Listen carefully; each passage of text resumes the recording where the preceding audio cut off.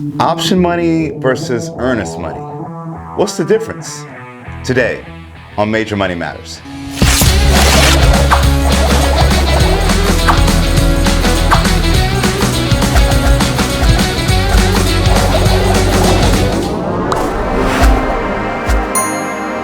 Welcome to Major Money Matters, where we discuss mortgages, money, and more. If it's your first time to the channel, I encourage you to hit the like and subscribe button so that you get notified every single time we upload new videos. And today I am welcoming one of my top realtor partners. She is out of Killeen, Texas, and the surrounding areas. Former Army veteran, Nieves, and realtor extraordinaire. Happy to have you on. So, how are you? Thank you. I'm doing well. Thank you for asking. Awesome. How is business in Killeen? It's getting busy. Yep, we're coming right into PCS season, where a lot of military people are moving around, and so I wanted to bring you on to have this conversation about a sort of complex thing as people don't quite understand it. We have what is called option money, and we have earnest money, and there are two different things, but sometimes people really don't understand them. So let's talk about them. First, I want to talk about, let's start with option money, because that's usually first in the contract or in the process. So let's talk about, what is option money? Okay, so option money is monetary value for an exchange of time.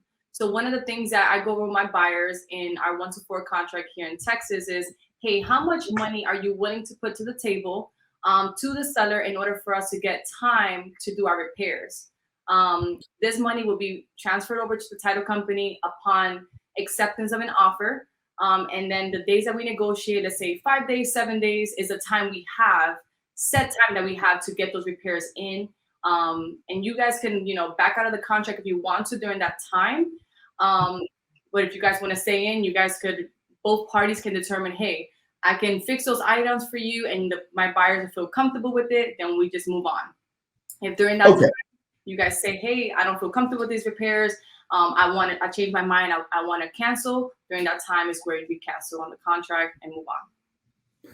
Okay, and option money, does option money have a monetary value assigned to it? Is this how much money are we talking about in general here? And is it aligned to the price of the contract in any way? Not necessarily. There's no set amount per se. There's like a general rule of thumb, maybe $75 per day.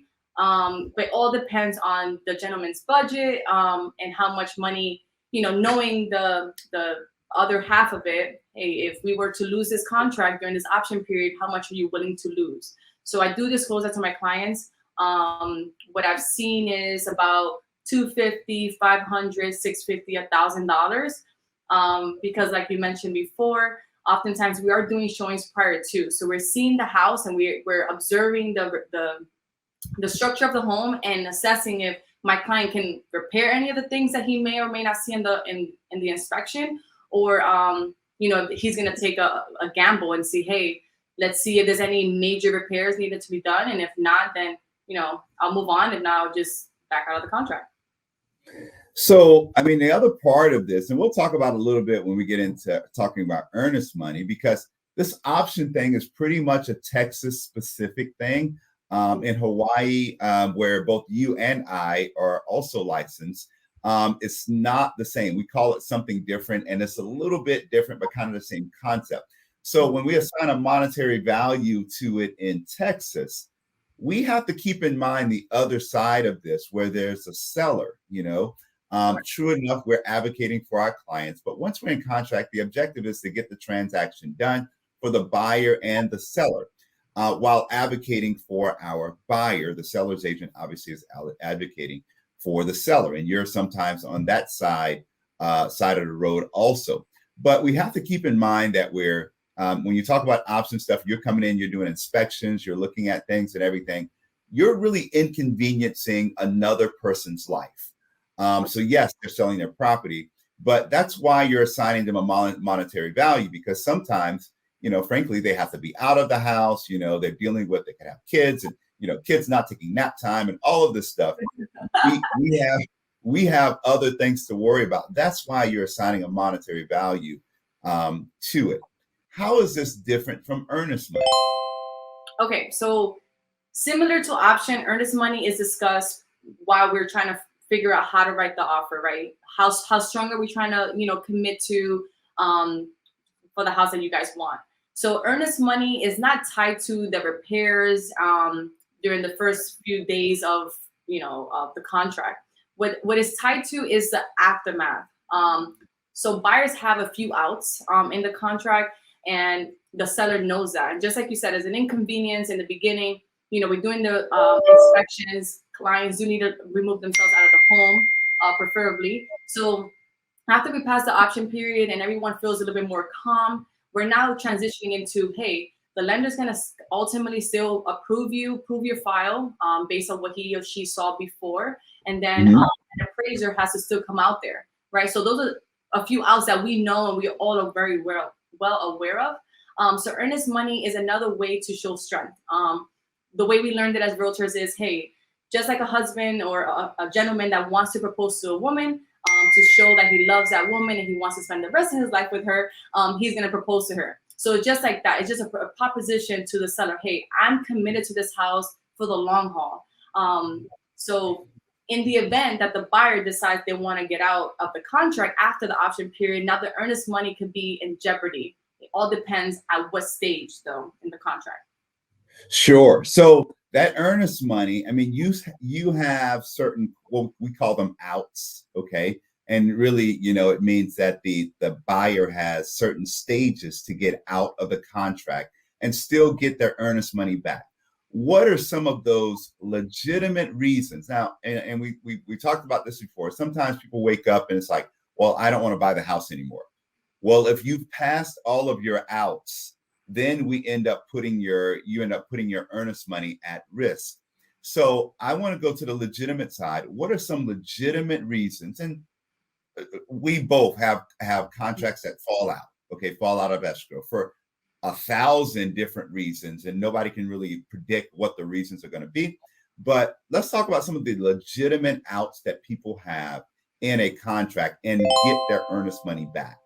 Okay, so there's many outs. There's more than 10 outs, right? So we're not going to disclose all of them at this moment, but a few of them that come to mind is, so in the third-party addendum at the bottom of that page, realtors and lenders, we kind of discuss, hey, how long does it take for you guys to get loan approval for this client? Does the file look very clean, or are we needing some things that we need to clear up beforehand? So oftentimes I put 21 days there. So we have 21 days for the lender to get lender approval for the client. If during that time we don't get lender approval for whatever reason, that's okay. So we will get out the contract and you still get your earnest money deposit back.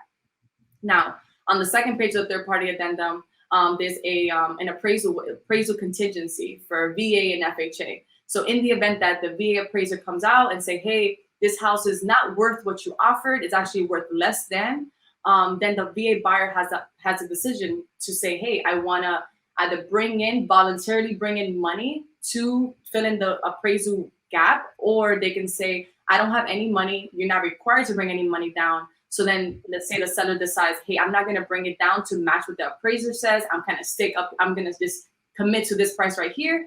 Then my buyer can say, okay, well, then I'm going to walk away. And then they have all the right to walk away and get their earnest money deposit back. Okay.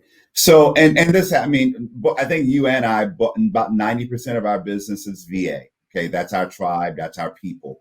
And that's where we help the most amount of people, although we do FHA and conventional and all that other stuff and investment, stuff like that. So we're at 90% VA. But, one thing we want to cover, and because you brought it up, I do want to say you do have there are times where people will say, hey, I want to cover a difference in the appraisal. I love the house and I'm committed and I want to cover the difference. That's their prerogative. They can choose to do that. And that's written into the contract up front.